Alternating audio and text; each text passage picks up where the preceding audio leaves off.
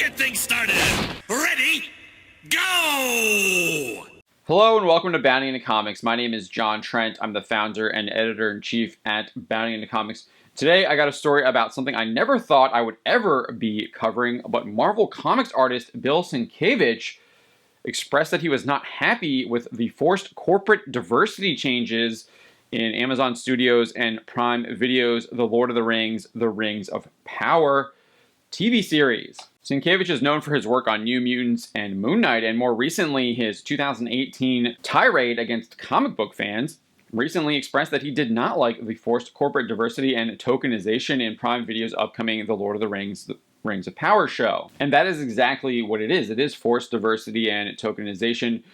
Prime Video's The Lord of the Rings of Power executive producer Lindsay Weber explained to Vanity Fair the show altered and race-swapped multiple characters because, quote, it felt only natural to us that an adaptation of Tolkien's work would reflect what the world actually looks like.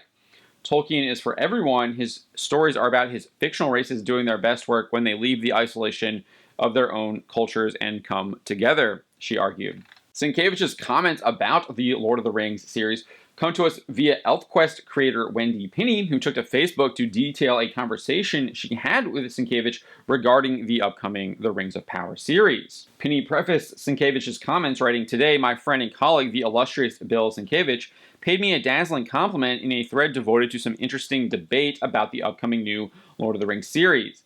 Here is the pertinent excerpt from his comments, note salty language and all." Next, Pinney quoted Sienkiewicz, who stated, "I understand that so many young women in POC want to see themselves represented in their entertainment, but I honestly feel that what I would love to see is stories written that do that from the ground up, not retrofitting and reimagining something to suit the current political climate. It's like saying all this pine should really be oak, effing pine." Sienkiewicz continued, saying, "Despite strengths and failings, things are what they are. Make something new. I think of what creators like Wendy Pinney did with ElfQuest. She created from whole cloth a world, several worlds, full of amazing characters that are entirely hers, entirely sui generis. She didn't rewrite a pre-existing story from some old white guy. She's brilliant, and the showrunners and young writers of every persuasion should follow her lead." Now, I completely disagree with him describing Tolkien as a pejorative, as some old white guy. Tolkien, yes, he technically was an old white guy, but using it in that pejorative sense that he does is just unnecessary. Pinney then detailed her response, saying, "Bill, thank you so much for a very high compliment. What's interesting is if, and I emphasize if, ElfQuest does make it to film or TV someday in this political climate, it will be assumed that we have dark-skinned elves because we're following the current trend toward representation and inclusivity. But back in the mid-70s, you want to know why I created a tribe of dark-skinned elves? For the beauty. Prior to starting my career in the independent comics movement, I had been a semi-professional belly dancer. I saw beauties, male and female, of every exotic hue. And my artist's eye reveled at how the radiant colors of their dance costumes glowed against golden brown skin.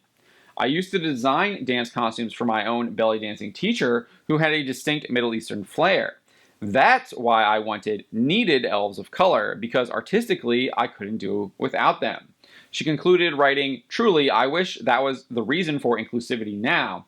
I wish all humanity could just see the beauty, as I know you do, Bill." In the comments section of the post, Pinney would provide a follow-up response from Sienkiewicz. Wendy Pinney, "Amen. Your choices and characters and creative decisions all came from a place of integrity and personal set of beliefs. Your work feels and remains honest and real, and that's why lovers of ElfQuest have been around for the long haul. Which only makes me feel more disappointed that so much of how to is being mandated now feels retroactive and shoehorned and pretzelized to fit a corporate dictate. A cynical cash grab that feels shallow and uses fans' very real hopes and dreams for meaningful entertainment that can change lives and dashes those hopes and dreams on the wheels of commerce and politics. No one wins there. Not the creators nor the fans. It's coldly strip mining and monetizing everything that means anything to people. I fear that's what is happening with so much of what we love these days.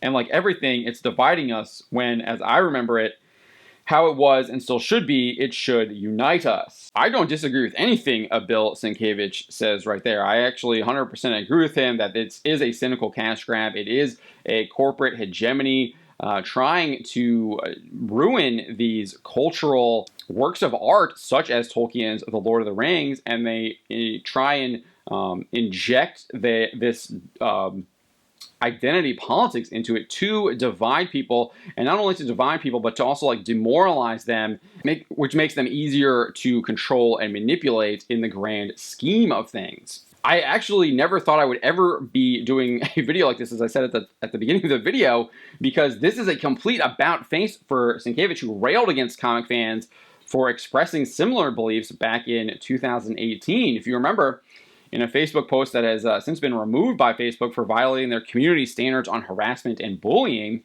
Sienkiewicz wrote, "To begin, I'm convinced comics chose me as a practitioner, emissary, evangelist, what have you, rather than the other way around. Perhaps that's why I tend to view most other creators through a similar lens. Whatever the actual reason people create comics, tell stories, live in this world, it's still a wonderful calling. Creators are family, every voice is unique and necessary." So it starts off okay, but he definitely begins to just personally attack people and generalizes against people. So here's where he starts.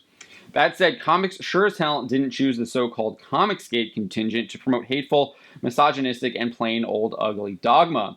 No, these gators, you guys, you brought that ugliness all by yourselves. To be honest, I just don't get your deal.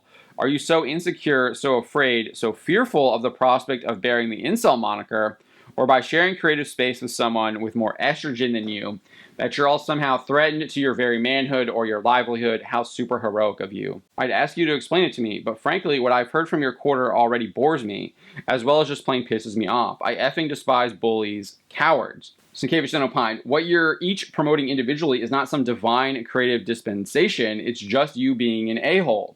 Collectively, you're a gaggle, a clan, potentially with a K, unsubtle as that shot may be, a veritable bag's worth of douches.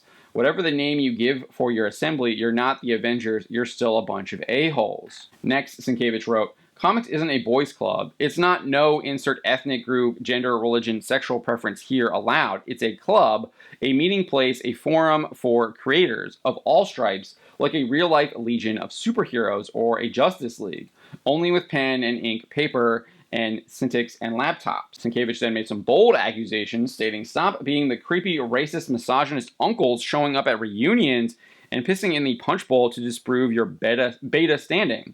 Stop being the weird cousins the entire world points to as the definition of every comic book nerd stereotype. Or do it far away from us. Stop being whiny, misunderstood victims complaining about favoritism, intolerance, and sexism. You're slinging inky black aspersions, obliviously crying racism in your whiteout. You're damned right some corrections need to be made, starting with the guys in the mirror first. He continued with the personal attacks, writing, so stop being awful ambassadors for the worst of our natures. Stop being brown shirts. Stop being goddamned ugly dicks, and to rejigger an ugly phrase you sling at women, I'm instead going to channel it here in the spirit of my Aussie friends. Stop being insufferable, clueless C-word. Finally, he concluded, the medium didn't call on you to be the best version of a-holes you could be. Neither did we. Knock it off. Either step up or step off. We, comics, and the audience will be absolutely fine without you, and you won't be missed one damned bit. So this is a very drastic change that Bill Sienkiewicz is now expressing. Once he was literally railing on people, calling them all kinds of horrible, nasty, disgusting names, and now he's basically preaching the same message now that Comicsgate was preaching about the forced diversity and corporate hegemonic tokenization that is being implemented into our works of fiction and our cultural masterpieces such as The Lord of the Rings. And it's a lesson that anyone can come around. Sometimes it just takes time, the right messenger, or the right thing smacking them in the head, like this Lord of the Rings of Power show. Those are my thoughts on the matter. My name is John Trent, and you've been watching Bounding into Comics.